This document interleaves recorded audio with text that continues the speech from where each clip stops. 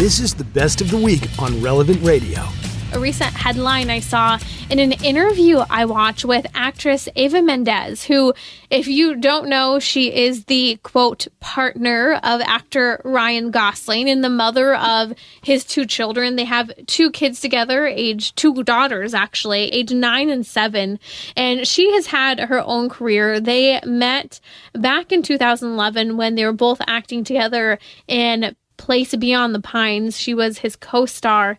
And this couple, again, not that we agree with the way they've gone about things. It's believed to be that they're still not married. There was a point in 2016 where actress Eva Mendes commented that she thought marriage was old-fashioned and archaic, which I just find so much irony to, especially because she's a mother, and she's also shared she's someone who stepped out of the workforce to care for her children full time. I just find it so ironic that a parent can say they don't believe in marriage, yet have children and be dedicated to her children.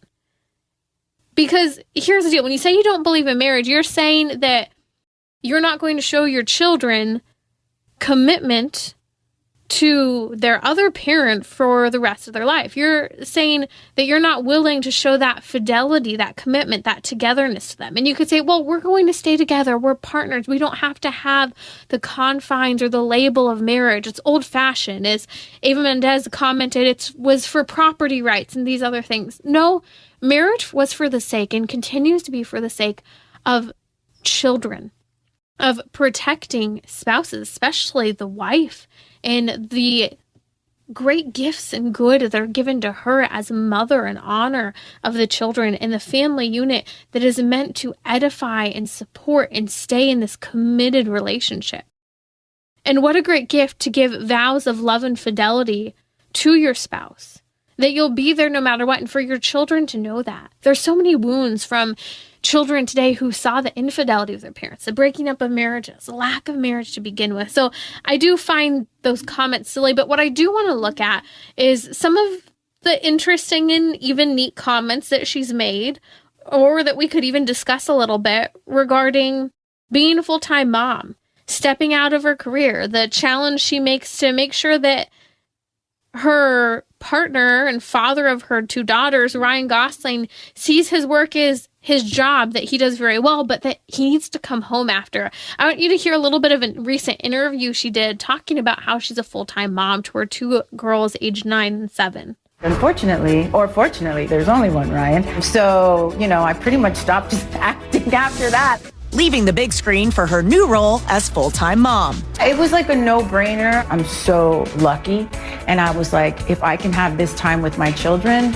And I still worked. I just didn't act because acting takes you on locations. It takes you away. It was almost just like a non-verbal agreement that it was like, okay, he's going to work and I'm going to work. I'm just going to work here. Acting is something that, I will always love. It's just like now that I have children, I'm kind of extreme.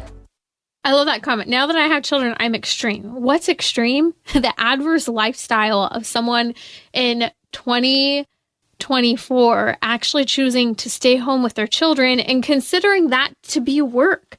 And again, she's probably working on other projects on the side. She made it clear that acting itself was something that wasn't family friendly, and she was going to be physically present. She was going to be there around her kids. And this was interesting to me as well because I was at the grocery store last week. I was getting ready for Holy Week and for all the festivities leading into Easter.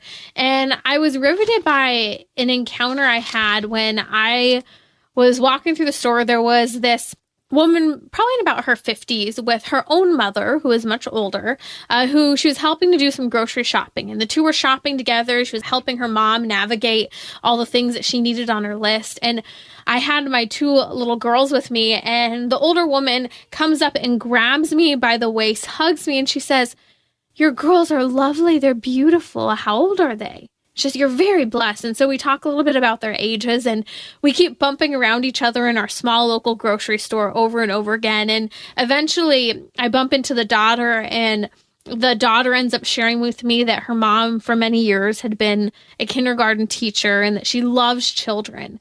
And then the older mother who she's helping do all her grocery shopping, comes up to me again, asking how old the girls are and not remembering all the conversations we had had. And so she's re-asking some questions. And then she asks, are your girls in school? And my kids are only 3 and 1.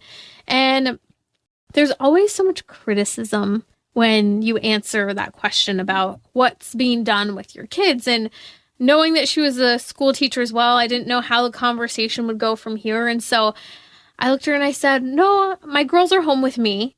And she stops in her tracks, looks at me, stares me straight in the eyes, long awkward pause about 10 seconds later, looks over at my girls, stares at both of them, looks at me again and gives me an up down. I'm thinking, oh dear, here we go. I'm just wondering what will happen. And after this long, awkward pause and appraisal, she said, that's very good. You're very good. That's rare. Your children are very blessed. And I was startled by her response after the long pause and the interaction. And then she looks at me and she says, that's a privilege today. She wasn't saying that it was a privilege to stay home, because we continued the conversation. She said, that's a privilege for children to have their mom present. She said, that doesn't happen a lot today. Well done. She said, it's very rare to hear. And I said, when she said privilege, I always cringe, because when people today say it's a privilege to be able to be a stay-at-home mom, I do cringe, because it's not a privilege, because people say that thinking like, oh, you're privileged because you can afford it, or you're privileged because you have a spouse who supports you. We can dive into a lot of those topics, and they're important conversations to have. Anyone who chooses to be a stay-at-home mom, anyone who chooses to raise their children full-time, is making a sacrifice. And yes, there can be financial means and circumstances and spouses that are more or less supportive. And there have been wives for a generation who have stood their ground, even sometimes without their spouse's support, and have stood their ground in the importance of being home and present with children, even to the point of making sure they're working part-time jobs on the side, or taking jobs that are more family friendly so that they can be the one to drop their kids off at school in the morning and pick them up in the afternoon. And so I hate this argument of privilege, because I know people are looking and saying, oh, well, of course, actress Eva Mendes can stop acting to raise her children with actor Ryan Gosling. Of course, she can afford to not get married and say that she hates marriage as an institution and then raise her children. But at the end of the day, just like anyone else who chooses to be a full-time mom, anyone else who chooses to raise their children, they're making a sacrifice. Whether it's sacrificing a very lucrative and very prestigious career, such as in the case of Eva Mendes, she sacrificed the fame. And yes, you could arguably say she still has the fame with her husband being Ryan Gosling, but she did. She sacrificed some of her reputation. You can sacrifice financial means. I was talking to a friend earlier, and she said, we do what we can to live in Southern California. We don't go out to eat. We don't do anything extra. We have the simple car. We don't spend the money to fix up our yard. We actually hardly care for our yard because we hunker down in the expenses. And I'm with my kids and I love it. It's interesting because I find in conversations today with a lot of people who've been there, done that, already raised their kids are grown and older, and they raised their kids. They were home. But then they look at the current generations who are in the thick of raising children, and it's almost like it's not something they believe that the younger generation can do. Like, oh, that must be really hard to stay home. And it is. It's challenging, but almost as if you should just give up. You must really be suffering. You must be oppressed to be home. And it's only people who are, quote, privileged, like actress Eva Mendes, the, quote, partner to actor Ryan Gosling, parent of their kids, that can stay home. But I think we've got to shake our mindset out of this idea that it's only privileged people that get to be with their kids. Everyone makes sacrifices to be with their children. Some more than others, or I think you could say some different than others.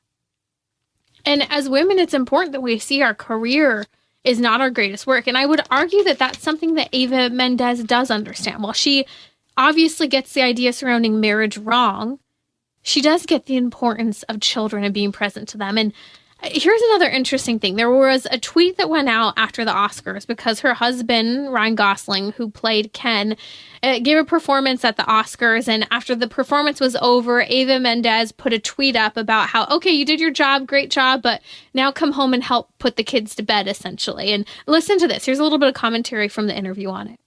And no surprise, Eva was all for his I'm Just Ken performance at the 2024 Oscars, as long as he made it home before bedtime.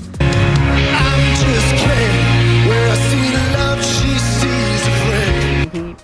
He did his job. He just happens to be really good at his job. And he did it, and he came home. And actually, you posted on Instagram, you're like, hey, great performance, now come home because it's bedtime. Because that's what it's about. You go, you do your job the best you can, and then you come home. There are just a few thoughts I have on that. I think in some respects, someone could argue, okay, he's here at the Oscars. He had a great award-winning movie and participating in Barbie, and maybe you shouldn't have rushed him home. Okay, that's another debate in and of itself. People might say she's trying to weigh in and take some of the fame. What I saw, I think the positive take on this is that Eva Mendes saying, great job. She's supporting him publicly, but hey, your greatest job you're doing is here at home with these kids.